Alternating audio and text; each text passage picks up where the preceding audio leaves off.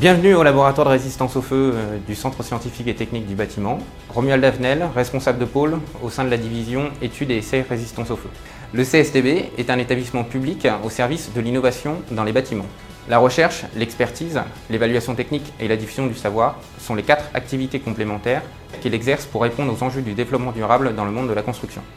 La mission du laboratoire de résistance au feu du CSTB est d'évaluer les performances de résistance au feu d'un élément de construction dans son bâtiment et son environnement, et de son intégration dans les quartiers et les villes.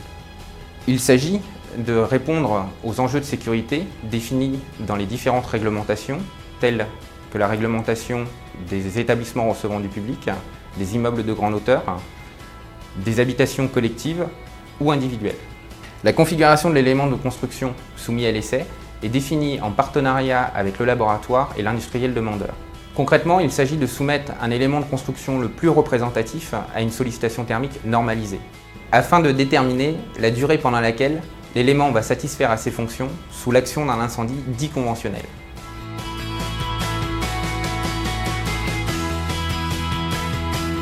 Comparativement au développement d'un incendie réel qui n'est jamais identique, la sollicitation thermique normalisée facilite la reproductibilité et la comparaison des résultats d'essai. Dans le cas des incendies dits conventionnels, la température augmente indéfiniment dans le temps, à contrario d'un feu réel où la température finit par décroître lorsque la quantité de combustible est consommée. Afin d'évaluer les critères d'étanchéité au feu, nous allons vérifier pendant toute la durée de l'essai qu'aucun dégagement de fumée présent en face non exposée ne vienne enflammer un tampon de coton.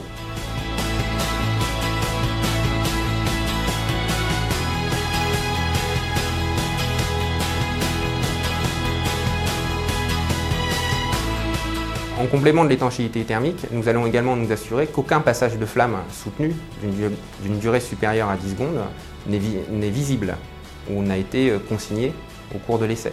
Pour les critères d'isolation thermique, à l'aide des thermocouples mis en œuvre en face non exposée, nous allons nous assurer qu'aucune élévation de température supérieure à 140 degrés en moyenne ou 180 degrés en un point singulier n'est dépassée. Tous ces éléments sont consignés au cahier d'essai ainsi qu'au rapport d'essai, et l'acquisition des relevés de température s'effectue à l'aide d'une centrale d'acquisition. L'ensemble de ces données, ainsi que toutes les observations qui ont été effectuées pendant la durée de l'essai, en face exposée comme en face non exposée, sont consignés au rapport d'essai. Nous faisons également apparaître tous les aspects de déformation.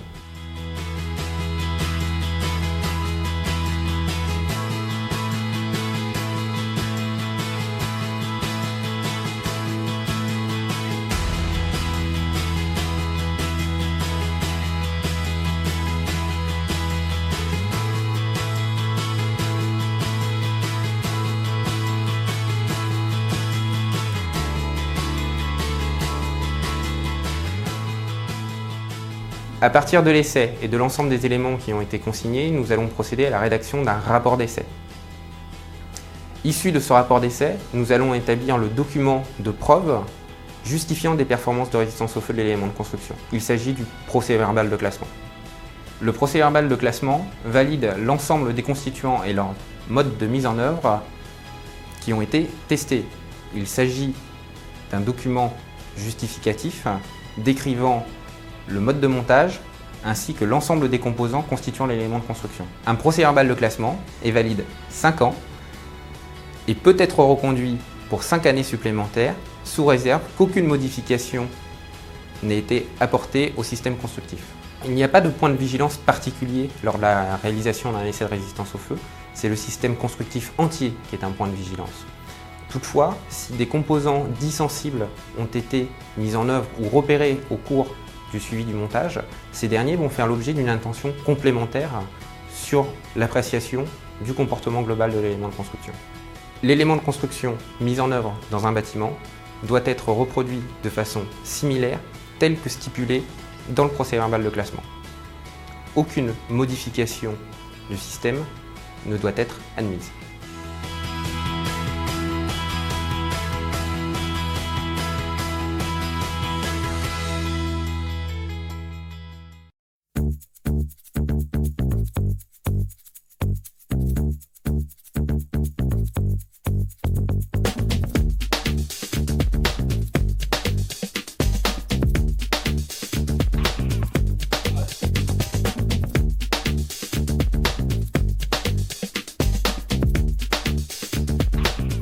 m'appelle Denis Marillier, je suis le directeur technique chez DECRA Inspection pour l'activité du contrôle construction. DECRA Inspection est une filiale du groupe international DECRA. C'est la filiale plus spécifiquement dédiée à l'inspection tierce partie dans les domaines du contrôle construction, des contrôles d'équipement, contrôle périodique dans l'industrie notamment, et du diagnostic immobilier. Un bureau de contrôle dans le domaine de la construction doit obligatoirement être agréé par le ministère de l'écologie et du développement durable. Nous intervenons sur tout type de bâtiment, soit dans un cadre d'une obligation réglementaire qui concerne principalement les établissements recevant du public, les IGH et un certain nombre de grands ouvrages. Mais nous intervenons beaucoup aussi dans des démarches volontaires. Nous intervenons dès l'amont et le plus tôt possible, parfois même avant la nomination de la maîtrise d'œuvre, pour examiner le projet en phase esquisse. Ensuite, nous accompagnons les concepteurs pendant toute la phase conception et nous contrôlons la réalisation des travaux jusqu'à la réception.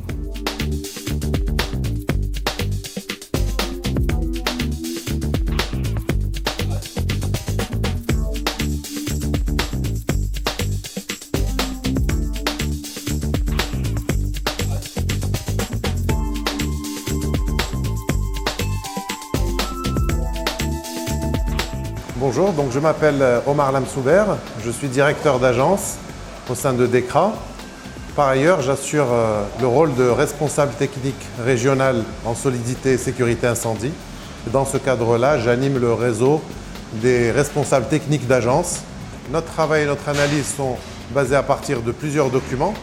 Dans un premier temps, en phase conception, nous allons, en fonction de la nature de l'ouvrage, déterminer la réglementation applicable. Si c'est du logement ou un ERP, en fonction de sa catégorie, ou bien un IGH ou des bureaux, il y a un certain nombre d'arrêtés qui s'appliquent. Et donc ces arrêtés vont définir des critères de résistance au feu, de réaction au feu pour les parois, pour les planchers. Le contrôle, comme je vous le disais, donc il y a deux phases. Donc dans la phase conception, nous allons voir ce qu'a prévu le maître d'œuvre et si c'est en adéquation avec la réglementation. Donc ça, c'est validé en phase conception. Après, en phase exécution, il y a des plans que remet l'entreprise avec des notices et des PV. Nous donnons un avis dessus. Après, sur le chantier, on regarde comment se fait la pose. Donc le contrôleur technique intervient par sondage.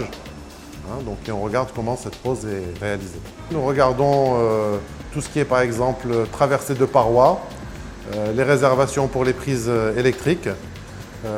Donc tout ça est bien normalement stipulé dans le PVDC, donc nous nous assurons que la pose se fait dans le cadre défini par le PVDC.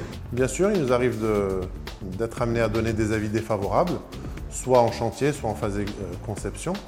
Donc si on donne un avis défavorable, ce n'est pas un drame pour autant.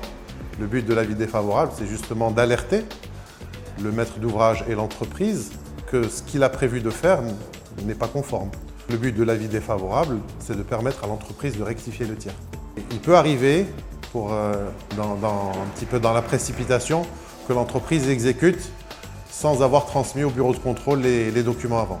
Donc là, par nos visites et nos sondages, nous pouvons amener à dire que ça ne va pas. Et ça peut nécessiter à l'entreprise parfois de déposer ce qu'elle a réalisé. En sécurité incendie, il y a des notions distinctes et complémentaires. D'une part, la réaction au feu, qui traduit en fait la qualité d'un produit, de ses matériaux constitutifs, à s'enflammer plus ou moins facilement. Donc la réaction au feu va être caractérisée d'un niveau incombustible à un niveau très facilement inflammable. Aujourd'hui, nous sommes dans une situation intermédiaire où on emploie à la fois des anciens codes français et des nouveaux codes européens. Pour ce qui est de la résistance au feu, là on va s'intéresser à l'ouvrage ou à un élément de l'ouvrage pour le caractériser d'une part sur sa stabilité au feu. Donc, ça va intéresser les éléments porteurs, est-ce qu'ils conservent leur caractère porteur sous l'effet d'un incendie et pendant combien de temps? C'est la stabilité au feu. Pour des éléments séparatifs, on va parler de pare-flamme pour ceux qui doivent rester étanches aux flammes et de coupe-feu pour ceux qui non seulement sont par flamme, mais permettent aussi d'avoir une isolation thermique suffisante pour empêcher la propagation de la chaleur de l'incendie d'un volume vers l'autre. Ces notions de stabilité au feu, de pare-flamme, de coupe-feu, aujourd'hui au niveau européen sont caractérisées par des indices REI. R pour la résistance mécanique, donc la stabilité, E pour l'étanchéité aux flammes et I pour l'isolation thermique.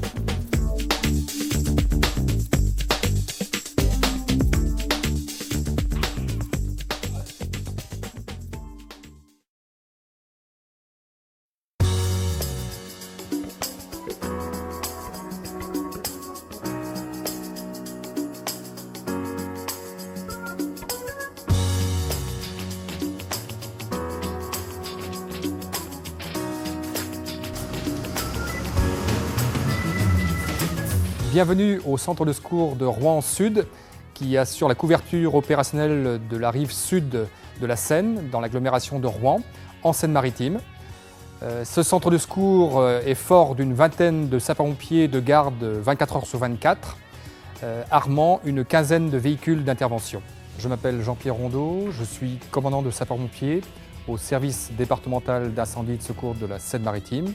Je suis en charge du service prévention dans les établissements recevant du public. Je coordonne l'action d'une quinzaine de sapeurs-pompiers spécialisés dans le domaine de la prévention. Sur tout le territoire national, il existe dans chaque département un service départemental d'incendie et de secours. Nous avons deux missions essentielles. Celles que vous connaissez, qui sont les interventions d'urgence au profit de la population, qui en 2010 constituait un volume d'environ 80 000 interventions en Seine-Maritime. 9% d'entre elles seulement représentent les opérations de lutte contre l'incendie, mais qui, malgré leur chiffre apparemment peu élevé, nécessitent des ressources humaines et techniques importantes. À côté de cette mission opérationnelle, il existe la mission de prévention contre les risques d'incendie qui s'exerce essentiellement dans les bâtiments. Donc nous avons des missions obligatoires dans ce domaine-là, notamment dans le domaine de contrôle systématique des établissements recevant du public les plus importants. On note en 2010 environ 15 000 incendies dans les bâtiments d'habitation, se soldant malheureusement par le décès de plusieurs centaines de personnes, ce qui effectivement est considérable, alors que dans d'autres domaines tels que les bâtiments recevant du public, qui sont effectivement moins nombreux, mais là où on a des concentrations de public plus conséquentes, et un contrôle systématique de l'application des règles de prévention, les feux y sont moins nombreux et beaucoup moins meurtriers. On parle de quelques dizaines de personnes décédées dans les immeubles recevant du public chaque année en France. Les victimes qu'on rencontre lors des incendies sont essentiellement touchées par les émissions de fumée produites par l'incendie. Ces fumées sont systématiquement toxiques. Donc elles altèrent l'appareil ventilatoire des personnes et ne leur permettent plus, après quelques inhalations, de se déplacer normalement.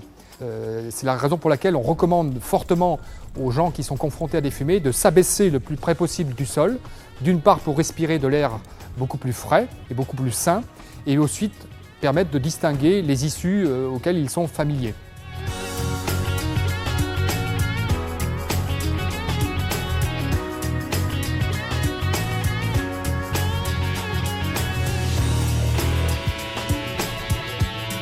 Dans le domaine de la prévention contre l'incendie, on distingue effectivement les éléments de protection passive tels qu'un mur, un poteau, une poutre ou une paroi, une porte par exemple, qui pour nous constituent les éléments les plus fiables parce qu'on sait, de par leur conception, qu'ils joueront leur rôle au moment de l'incendie. Ils contribuent à plusieurs objectifs. D'une part, limiter la propagation de l'incendie au sein du bâtiment. Et ainsi, ils peuvent permettre de préserver les vecteurs d'évacuation que constituent les couloirs ou les escaliers, permettant aux gens de s'extraire du bâtiment sinistré. Il existe également des éléments de prévention qu'on appelle actifs, tels qu'une alarme incendie, tels que des extincteurs, qui sont a priori moins fiables que les éléments passifs dans la mesure où ils dépendent de multiples paramètres, telles que les conditions de maintenance, les conditions d'entretien, les conditions de vérification, ainsi que le savoir-faire des occupants ou des premiers témoins au moment de l'incendie. Les sapeurs-pompiers interviennent donc en tant que conseillers techniques au sein des commissions de sécurité qui vont contrôler de manière systématique les plus grands établissements recevant du public, en gros plus de 200 personnes pour les activités de jour ou plus de 20 personnes hébergées la nuit. Donc ce contrôle s'exerce dès la conception du bâtiment, au moment de l'examen du permis de construire par exemple, où on vérifie point par point la conformité du projet au référentiel de sécurité. Dans un deuxième temps, les exploitants, une fois que le chantier est terminé, doivent demander au maire une autorisation d'ouverture au public. Et cette ouverture ne pourra intervenir qu'après avis de la commission de sécurité qui va se déplacer sur le site pour vérifier une nouvelle fois la conformité des travaux par rapport à ce qui était prévu au permis de construire et bien sûr au référentiel de sécurité. Dans un troisième temps, ces mêmes établissements, donc les plus importants d'entre eux, sont visités tous les 2 ans, tous les 3 ans ou tous les 5 ans selon leur importance, de manière à s'assurer qu'ils remplissent toujours les conditions de sécurité en phase d'exploitation, permettant au maire, si c'était nécessaire, de prendre des mesures coercitives vis-à-vis de l'exploitant en cas d'écart important. Et le sapeur-pompier au sein de cette commission est le référent en matière de connaissance du règlement de sécurité. Donc il est là pour éclairer les autres membres de la commission sur les conséquences d'éventuelles non-conformités qui pourraient apparaître lors de l'étude d'un dossier ou lors d'une visite, permettant à chacun de ses membres de rendre son avis favorable ou défavorable. Donc un avis de commission permet ensuite au maire de prendre une décision en matière d'autorisation de construire, en matière d'autorisation d'ouverture au public ou en matière d'autorisation de poursuite d'activité d'un établissement. Lorsqu'une exigence de résistance au feu apparaît au niveau d'une cloison par exemple ou d'un plafond, le prestataire qui l'a mis en œuvre à produire le procès-verbal de résistance au feu et le bureau de contrôle va s'assurer que l'élément a été correctement mis en œuvre en vérifiant la fiche d'autocontrôle du prestataire ou en effectuant un contrôle de manière aléatoire sur telle ou telle partie de la construction pour s'assurer que l'écrit est bien cohérent avec la réalité. Une malfaçon donc, qui entraînerait une non-conformité au règlement de sécurité peut avoir des conséquences très lourdes en termes d'enjeux pour les occupants dans la mesure où les objectifs essentiels du règlement de sécurité peuvent être altérés ou complètement remis en cause. J'entends la propagation d'incendie. Si par exemple une paroi qui était censée être résistante au feu pendant 1 heure ne l'est pas, eh bien, le feu va se propager beaucoup plus rapidement dans le bâtiment, exposant ainsi dangereusement ses occupants aux fumées, à leur toxicité, à leur opacité, rendant plus difficiles les conditions d'évacuation et pouvant parfois mettre en échec carrément cette évacuation dans la mesure où certains occupants ne pourront tout simplement pas sortir du bâtiment en temps utile. Par ailleurs, les services de secours qui devront intervenir dans ces locaux seront confrontés à des situations beaucoup plus difficiles.